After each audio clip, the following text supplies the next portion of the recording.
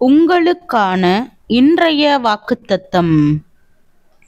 தேவனுடைய ஆலயத்துக்கும் விக்கிரகங்களுக்கும் சம்பந்தமேது? நான் அவர்களுக்குள்ளே வாசம் பண்ணி அவர்களுக்குள்ளே உலாவி அவர்கள் தேவனாயிருப்பேன், அவர்கள் என் ஜனங்களாயிருப்பார்கள் என்று தேவன் சொன்னபடி நீங்கள் ஜீவனுள்ள தேவனுடைய ஆலயமாயிருக்கிறீர்களே. ஆனபடியால் நீங்கள் அவர்கள் நடுவிலிருந்து புறப்பட்டு பிரிந்து போய் அசுத்தமானதை தொடாதிருங்கள் என்று கர்த்தர் சொல்லுகிறார்.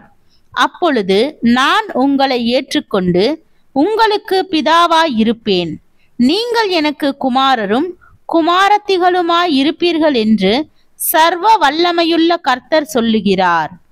2 கொரிந்தியர் 6வது அதிகாரம் வசனம் 16, 17, 18.